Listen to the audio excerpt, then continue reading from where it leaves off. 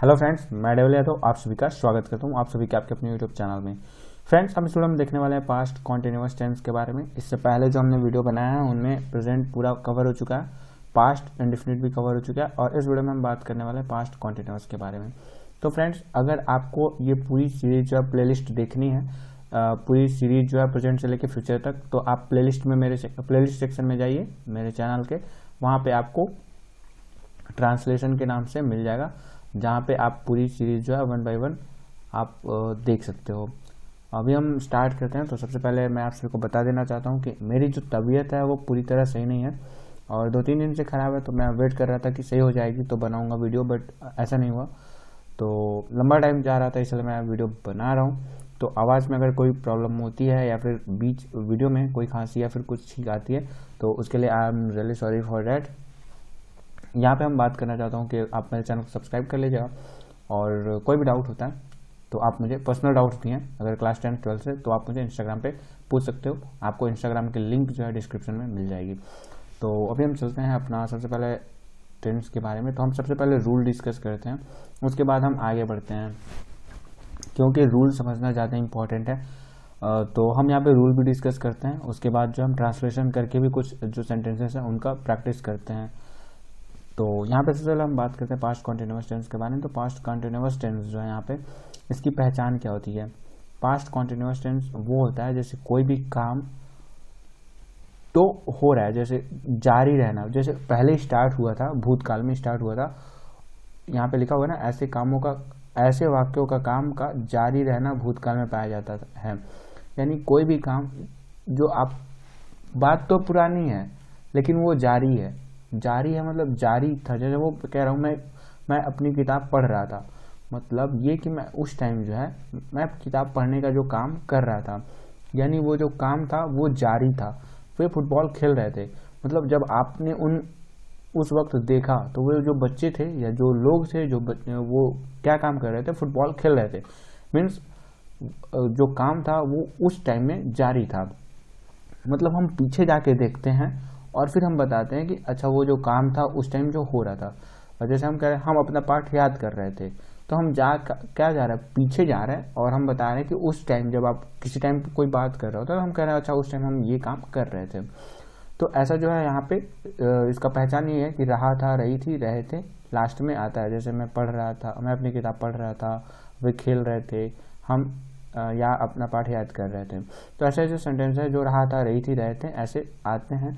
तो अगर आप इन्हें देखते हो तो आपको समझ जाना चाहिए कि ये पास्ट कॉन्टिन्यूअस टेंस का है। ठीक है, अभी हम बात करते हैं अफर्मेटिव सेंटेंस यानी साधारण वाक्य को हम ट्रांसलेशन कैसे करते हैं।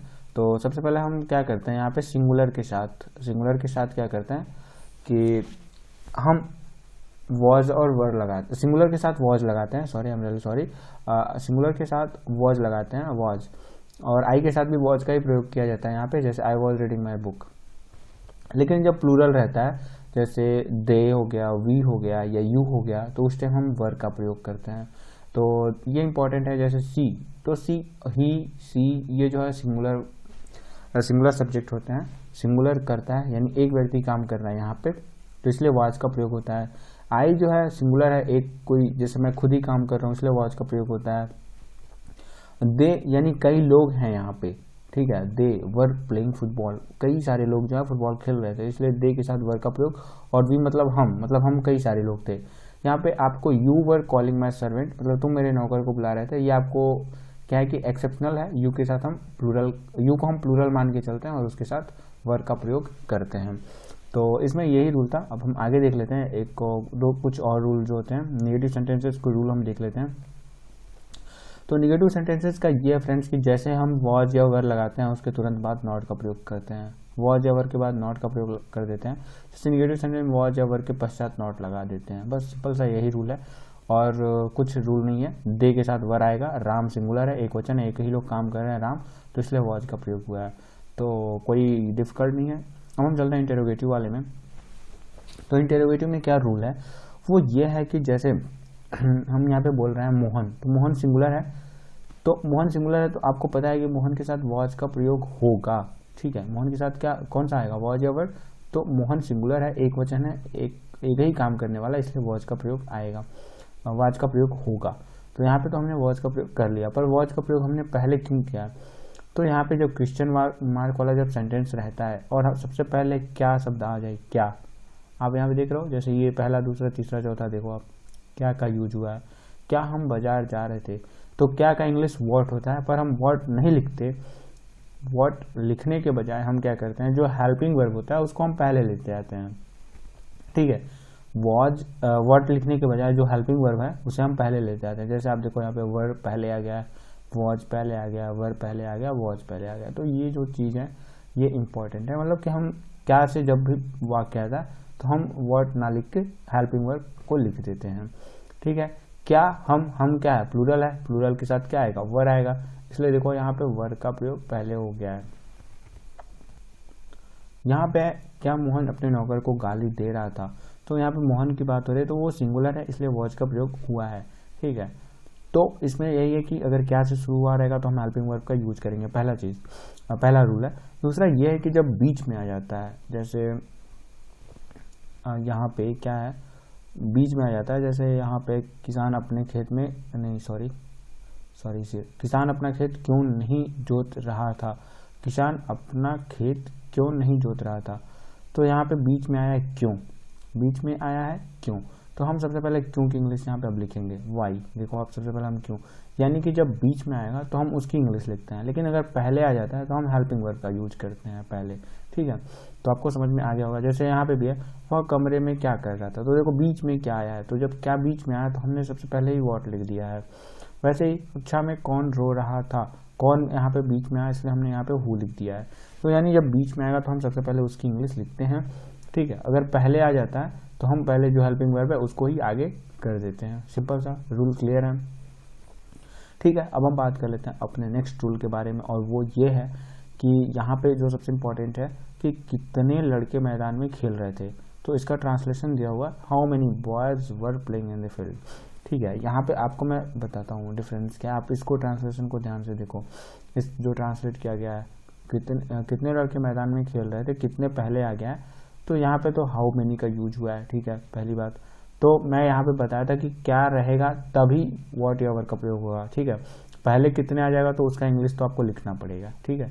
तो हाउ मेनी तो आपने लिख दिया, ठीक है। आप देखो यहाँ पे क्या हो रहा है, वाई के बाद वॉच का प्रयोग हो रहा है, वॉट के बाद वॉच का प्रयोग हो रहा है, हु के बाद वॉच का प्रयोग हो रहा है। मतलब जैसे ही हम वाई, वॉट, हु, यानी जब भी हम क्वेश्चन मार्क है उसका जब भी इंग्लिश लिख रहे हैं उसके तुरंत बाद जो है हेल्पिंग वर्ब वॉच, वॉच या फिर वॉज, या जो भी है वॉज वर जो भी है उसको हम तुरंत लिख देते हैं, ठीक है। लेकिन हाउ मेनी वाले केस में आप देखो, हाउ मेनी तो आपको क्वेश्चन का इंग्लिश हो गया, जैसे यहाँ पे कितने का इंग्लिश तो हाउ मेनी हो गया, लेकिन हाउ मेनी तुरंत लिखने के बाद हमने वर नहीं लिखा है, वॉज या वर नहीं लिखा है, बीच में बॉयज लिख दिया है, ठीक है। तो यहाँ पे यही डिफरेंस है कि जब हाउ मेनी या फिर विच ऐसे कुछ सेंटेंसेस आ जाते हैं जिनमें नाउन जुड़ा हुआ होता है, नाउन यानी कि मतलब हम बात कर रहे हैं कि कितने, तो कितने लड़के, तो हमें लड़के की भी इंग्लिश लिखना पड़ेगा। अगर हम कहते हैं कितने लोग तो हाउ मेनी पीपल, ऐसे ही अगर जैसे जो भी यहाँ पे नाउन प्रयोग होगा उसको हम पहले लिख देंगे, फिर जाके वॉज या वर लिखेंगे। तो ये जो है ये बात ध्यान में रखना है। जैसे यहाँ पे लिखा हुआ है how much, how many, whose, अगर ऐसे आ जाते हैं, जैसे हाउ मच आ जाता है, हाउ मेनी आ जाता है, हुज आ जाता है, तो उसमें जो संबंधित नाउन है, जैसे यहाँ पे बॉयज था, ठीक है, तो हमने जो नाउन है उसको भी लिखना होता है। नेक्स्ट जो चीज़ है यहाँ पे यही है कि यहाँ पे इंटरोगेटिव नेगेटिव सेंटेंस में मुख्य क्रिया से पहले नॉट, मुख्य क्रिया से पहले नॉट और लगा देते हैं।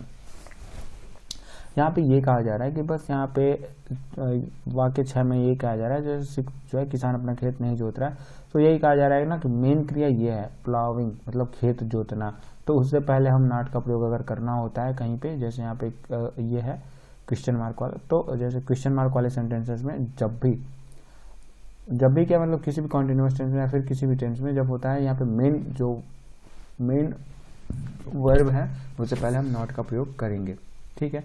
तो अब सारी चीज़ें क्लियर हो गई हैं, ठीक है फ्रेंड्स। तो हम आगे बढ़ते हैं और हम बात यहाँ पे लास्ट में ध्यान रखना है कि जब भी प्रश्नसूचक चिन्ह क्या है, सॉरी इंटरोगेटिव सेंटेंस रहेगा तो हम प्रश्नवाचक चिन्ह लगाएंगे। अब हम ट्रांसलेशन करने की तरफ बढ़ते हैं कुछ सेंटेंसेस हमने लिए हुए हैं और उनको हमने ट्रांसलेट भी कर दिया है, क्योंकि अगर हम लाइव जो है ट्रांसलेट करता हूँ तो बहुत लंबा वीडियो हो जाता है और बहुत से लोग छोड़ के वीडियो भाग जाते हैं। तो मैं नहीं चाहता कि कोई वीडियो छोड़ के भागे, कम टाइम में ज़्यादा से ज़्यादा उसको जो है बेनिफिट हो। This is my motive. तो पहला यही है, मैं गहरी नींद में सो रहा था, मैं गहरी नींद में सो रहा था। तो पहली बात तो यहाँ पे मैं का इंग्लिश हो गया आई। अब आई के साथ क्या होगा प्रयोग, वॉच का प्रयोग होगा। तो आई वॉच, ठीक है।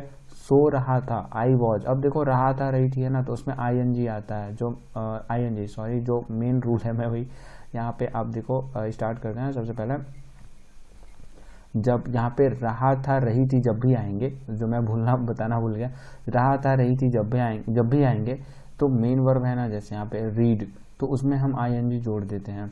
वे फुटबॉल खेल रहे थे, यहाँ पे मेन काम क्या हो रहा है, खेलने का ना, तो खेलने का इंग्लिश क्या होता है, प्ले, उसमें हम ING लगा देते हैं। और ये ING लगने से मतलब ये जब भी ING लगाओ कहीं पे भी किसी भी सेंटेंस में, तो आपको ये समझ जाना चाहिए कि वो काम जो है हो रहा है या तो हो रहा था। अब हो रहा है और हो रहा था कैसे पता चलेगा, अगर इज लगा रहेगा या इज RM लगा रहेगा तो आप समझ जाना कि काम हो रहा है। वॉज या वर लगा रहेगा मतलब आप समझ जाना कि वो काम हो रहा था, ठीक है। और विल भी लगा रहेगा तो आप समझ जाना ये काम हो रहा होगा उस टाइम, ठीक है। तो फ्यूचर में भी नहीं चलता, अभी जस्ट पास्ट पे हम फोकस करते हैं। तो यहाँ पे रहा था रही थी जब भी रहेंगे, काम हो रहा है, तो काम जब भी हो रहा होगा उसके लिए हम ING का प्रयोग करेंगे, ठीक है। तो अभी हम चलते हैं अपने ट्रांसलेशन पे जिसपे हम थे और हम बात कर रहे थे कि मैं गहरी नींद में सो रहा था। तो आप देखो गहरी नींद को भी गहरी को भूल जाओ, मैं नींद में सो रहा था। तो आई वॉज, सोने का क्या होता है स्लीप, ING लगा देंगे, आई वॉज स्लीपिंग। नींद में सोने का मतलब होता है नींद में सोना, अरे सोएगा कोई व्यक्ति तो नींद में ही सोएगा ना, सिंपल सी बात है। तो मैं सो रहा था तो आई वॉज स्लीपिंग, मैं गहरी नींद में सो रहा था। गहरी नींद में सोने का होता है स्लीप साउंडली, स्लीप साउंडली। तो क्या हो जाएगा, I was sleeping soundly. It's okay, is it okay, okay. Let's move to the next question. यहाँ पे क्या है, राजा दशरथ जंगल में शिकार कर रहे थे, ठीक है। बात किसकी हो रही है, राजा दशरथ की। तो राजा Dasharath, the king Dasharath, the king इसलिए बोल रहा हूँ क्योंकि यहाँ पे दशरथ एक राजा जो है वो मतलब जब भी कोई फेमस या किसी एक पर्टिकुलर व्यक्ति की बात होती है तो हम द लगा देते हैं, ठीक है। तो अभी उसके द के चक्कर में हम नहीं पढ़ेंगे, सिंपल सा ट्रांसलेशन पे फोकस करेंगे। तो यहाँ पे हम क्या करेंगे, किंग दशरथ, किंग दशरथ, राजा दशरथ जंगल में शिकार कर रहे थे। किंग दशरथ, अब देखो यार कर रहे थे दिया हुआ है, रहे थे, तो king Dashrath was, king Dashrath was, शिकार करने का क्या होता है, hunting, hunting. King Dashrath was hunting, king Dashrath was hunting, ठीक है, क्लियर है। राजा दशरथ शिकार कर रहे थे जंगल में, तो king Dashrath was hunting in the forest. यहाँ पे वही चीज है, the king Dashrath was hunting in the forest. कोई दिक्कत नहीं हुआ होगा, सिंपल मैंने आपको बता दिया यहाँ पे कैसे आपको ट्रांसलेशन करना है। नेक्स्ट हम चलते हैं, कुछ लोग खाली हाथ ही जा रहे थे कुछ लोग, सम पर्सन, ठीक है, कुछ लोग, सबसे पहले कुछ लोग, पहले हम जब भी करते हैं ना कुछ लोग तो सम पीपल या सम पर्सन, ठीक है। खाली हाथ ही जा रहे थे, सम पीपल भी आप कह सकते हो, सम पर्सन भी कह सकते हो, क्योंकि लोग के बारे में पता नहीं है। तो मान लीजिए अगर आपने पीपल यूज कर लिया तो सम पीपल, कुछ लोग खाली हाथ ही जा रहे थे, सम पीपल। अब यहाँ पे बताओ एक वचन है बहुवचन है, एक वचन है बहुवचन है, बहुवचन है, वॉज का प्रयोग होगा या वर का प्रयोग होगा। तो सम पीपल वर, जा रहे थे going, some people were going, कुछ लोग जा रहे थे, सम पीपल वर गोइंग, खाली हाथ जा रहे थे, some people were going empty hand, empty handed, sorry empty handed is written there. यहाँ पे खाली हाथ जाने का, एक मिनट, खाली हाथ जाने का एम्प्टी हैंडेड लिखा हुआ है, तो यहाँ पे आप क्या कर दोगे, ठीक है, some people were going empty handed, ठीक है। अब हम नेक्स्ट पे बढ़ते हैं, दोनों भाई बाजार से मिठाई नहीं खरीद रहे थे। देखो यार यहाँ पे बाजार से जो है ना एक्स्ट्रा चीज दी हुई है, उसको हम बाद में लिखेंगे। तो दोनों भाई बाजार से मिठाई नहीं खरीद, दोनों भाई मिठाई नहीं खरीद रहे थे। बोथ ब्रदर्स, बोथ ब्रदर्स, दो भाई हो गए तो वर का प्रयोग होगा, बोथ ब्रदर्स वर नॉट, खरीदना buying, both brothers were not, नहीं का प्रयोग हुआ इसलिए नॉट लिखेंगे, both brothers were not buying, both brothers were not buying sweets from the market. both brothers were not buying sweets from the market. ठीक है, आप यहाँ पे देखो, मैं बता रहा हूँ कैसे आप कर सकते हो। दोनों भाई बाजार से मिठाई नहीं खरीद रहे थे, बाजार से आप किनारे कर दो, दोनों भाई का बोथ ब्रदर्स, ठीक है, मिठाई नहीं खरीद रहे थे, तो नहीं खरीद रहे थे, तो बोथ ब्रदर्स वर, ठीक है, वर आ गया, not buying sweets from the market. Is it okay? Next एक दिन सम्मानित कुल के लगभग 10 व्यक्ति एक वन से होकर जा रहे थे। ठीक है, ये कुछ ज्यादा ही एक्स्ट्राऑर्डिनरी बन गया अपने आप को। एक दिन वंस, यहाँ पे हम या वन डे लिख देंगे एक दिन वन डे सम्मानित कुल के लगभग 10 व्यक्ति, सम्मानित कुल का यहाँ पे इंग्लिश दिया हुआ है, और सम्मानित कुल का यहाँ पे इंग्लिश दिया हुआ था सम्मानित कुल मतलब रिस्पेक्टेबल फैमिली, मतलब कुछ सम्मानित परिवार के सम्मानित लोग जो भी है वो यही कहना चाह रहा है। तो एक दिन सम्मानित कुल के लगभग 10 व्यक्ति एक वन से होकर जा रहे थे। तो वन डे, ठीक है, सम्मानित वन डे रिस्पेक्ट लगभग 10 व्यक्ति, अब हम इसका इंग्लिश लिखेंगे वन डे लगभग यानी अबाउट 10% या 10 पीपल, वन डे अबाउट 10%, ठीक है। अब यहाँ के देखिए यहाँ पे क्या हुआ एक्चुअली, यहाँ पे क्या हुआ है, वन डे के बाद आपके हिसाब से आ जाना चाहिए वॉज एवर, बट नहीं आया। क्यों नहीं आया है? क्योंकि हमने यहाँ पे क्या है कि जो नाउन है, जो यहाँ पे 10 व्यक्तियों का बात किया जा रहा है, व्यक्तियों की बात की जा रही है, उसको हम लेके चले आए। जैसे हाउ मच के साथ हमने बताया था ना, हाउ मेनी, हाउ मच ऐसे जो होता है, हुज होता है, तो उस शब्द में हम क्या करते हैं, नाउन को भी लेते आते हैं, वैसे ही यहाँ पे भी हम लेते आएंगे, ताकि पता चलेगा ना कि हम किसके बारे में बात कर रहे हैं, इसीलिए। तो वन डे अबाउट 10 पीपल, ठीक है, या 10%, वन डे अबाउट 10%, और 10% ये देखो आप रिस्पेक्टेबल फैमिली, ये जो चीज़ है ना, ये देखो अबाउट, ऊपर कर देता हूँ थोड़ा सा, ये ठीक है, वन डे तो एक साथ हो गया, अबाउट 10% ऑफ रिस्पेक्टेबल फैमिली, ये जो चीज़ है ना वो नाउन हो गया। ये इसमें खतरनाक बात यही है कि अबाउट 10% ऑफ रिस्पेक्टेबल फैमिली जो है ये यहाँ पे नाउन हो गया है। जैसे हाउ मच के साथ मैंने बताया था, मैं एक बार दिखा भी देता हूँ ताकि आपको जो डाउट्स हैं वो क्लियर हो जाए अच्छे से। सॉरी, यहाँ पे जैसे मैंने बताया था हाउ मेनी है, तो हाउ मेनी के साथ बॉयज आया हुआ है, तो यहाँ पे मैंने बताया था कि बॉयज आएगा, ठीक है, यहाँ पे नाउन का प्रयोग किया जा रहा है, जबकि यहाँ पे देखो वाई के बाद वॉज आ रहा है, हाउ मेनी के बाद वॉज नहीं आ रहा है, बॉयज आ रहा है। यहाँ पे हाउ मेनी बॉयज आ रहा है, जैसे यहाँ पे हाउ मेनी के बाद नाउन आ रहा है, वैसे ही वहाँ पे भी नाउन का प्रयोग पहले हो जाएगा। और नाउन क्या है वहाँ पे मैंने आपको बताया, और बताया कि 10% ऑफ रिस्पेक्टेबल फैमिली, ये जो है ये नाउन हो गया, अबाउट 10% ऑफ रिस्पेक्टेबल फैमिली, ठीक है। वर, क्योंकि यहाँ पे 10 लोगों की बात हो रही है, 10%, तो वर आ जाएगा। और यार वो देखो ना क्या दिया हुआ है यहाँ पे, वन से होकर जा रहे थे, तो आप लिख सकते थे वर गोइंग, और वन से होकर जाना, were going through a forest, एक वन से, ठीक है। तो वर गोइंग ऐसे लिख सकते from a forest, were going from a forest. But जब कोई भी जंगल से जाता है तो उसे हम गोइंग कहने के बजाय पासिंग बोलते हैं, तो वही हमने क्या किया है, बस वहाँ पे वर गोइंग की जगह पे हमने पासिंग और थ्रू दे दिया। पासिंग थ्रू यहाँ पे दिया हुआ था, हाँ थ्रू दिया हुआ है, से होकर जाना, ठीक है, तो से होकर जाना इसलिए हमने पासिंग थ्रू कर दिया है, वरना आप यहाँ पे गोइंग लिख सकते थे, गोइंग थ्रू अ फॉरेस्ट, तो भी कोई गलत नहीं होता।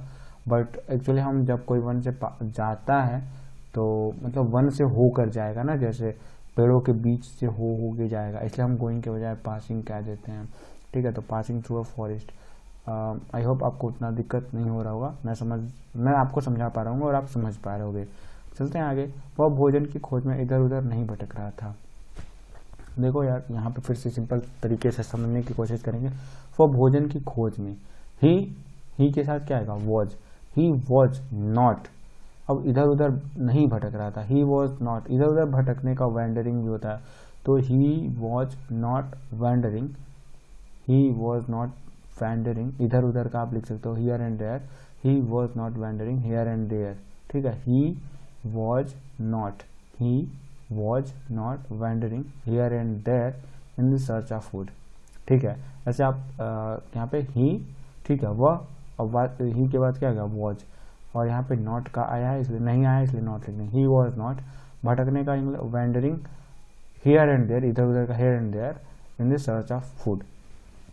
बट हम ऐसे लिख सकते थे, यहाँ पे दिया हुआ है भटकने का इंग्लिश लॉइटर दिया हुआ है, तो इसलिए हम यहाँ पे लॉइटर का प्रयोग करके सेंटेंस जो बनाएंगे तो हम क्या बोलेंगे, वह भोजन की खोज में इधर उधर नहीं भटक रहा था, तो ही वॉज नॉट, भटकने का लॉइटरिंग दिया हुआ है तो he was not loitering here and there, he was not loitering here and there in the search of food, he was not loitering here and there होगा, क्योंकि मैंने यहाँ पे हियर एंड देयर ध्यान नहीं दिया, हियर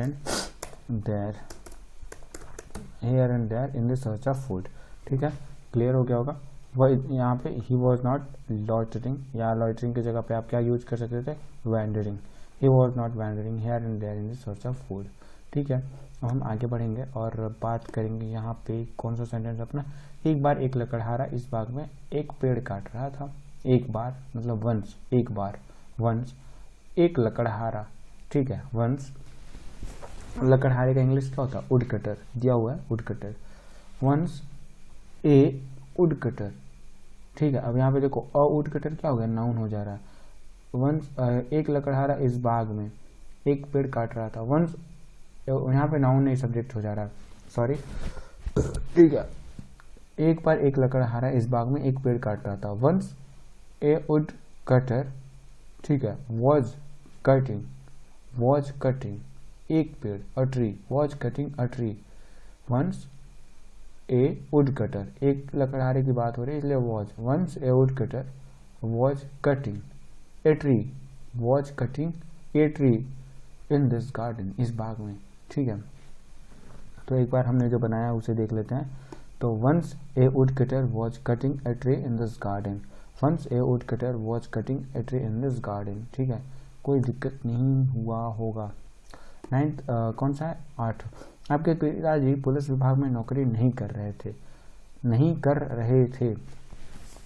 ING तो आना ही है, हर जगह आ रहा है, आपके पिताजी योर फादर पुलिस विभाग में नौकरी नहीं कर रहे थे, योर फादर, अब पिताजी हैं, देखिए यू के साथ तो वर का प्रयोग होता है, बट योर जब आ जाता है ना तो वॉज का प्रयोग होता है, योर फादर अगर आ गया है तो योर के साथ क्या जुड़ा है वो ध्यान देना है, पिताजी जुड़े हुए हैं और पिताजी क्या है, सिंगुलर है, तो your father was not working, your father was not working, नौकरी नहीं कर रहे थे, नौकरी नहीं करने का मतलब हो गया नहीं कर रहे थे, नॉट वर्किंग, नौकरी नहीं करना जॉब नहीं बोलेंगे यहाँ पे, नॉट वर्किंग का मतलब यही हो गया, your father was not working in the police department, ठीक है, आपके पिताजी पुलिस विभाग में नौकरी नहीं कर रहे थे, your father was not working, your father was not working, आपके पिताजी काम नहीं कर रहे थे, ठीक है, तो हमने बोल दिया your father was not working, but यहाँ पे क्या दिया हुआ है पुलिस विभाग में, तो हम क्या कहेंगे, your father was not working in the department of police,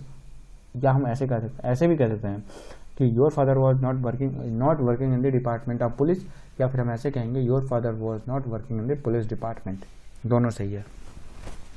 9th पे चलेंगे, धोबी गंदे कपड़े नहीं धो रहा था, धोबी गंदे कपड़े नहीं धो रहा था, धोबी का क्या हो गया, वॉशरमैन, अब यहाँ पे सिंगल, यहाँ पे रहा था, अगर रहे थे रहा था तो वॉशरमैन होता, WASHERMEN मैन होता, यहाँ पे MAN होगा, तो वॉशरमैन वॉज नॉट, धोबी कपड़े नहीं धो रहा था, वॉशरमैन वॉज नॉट, धोने का क्या होता है washing, washerman was not washing dirty clothes, और ऐसे भी कह सकते हैं washerman was not washing the dirty clothes, the क्यों लगाया, क्योंकि हम पर्टिकुलर गंदे कपड़ों के बारे में बात कर रहे हैं, तो ऐसे हम कह देंगे the washerman was not washing the dirty clothes, तो यहाँ पे क्या लिखा हुआ है एक बार देख लेते हैं, वॉशिंग लिखा हुआ है, ठीक है सही है, washerman was not washing the dirty clothes, is it okay, your father was not working in the police department, this one is also correct and okay.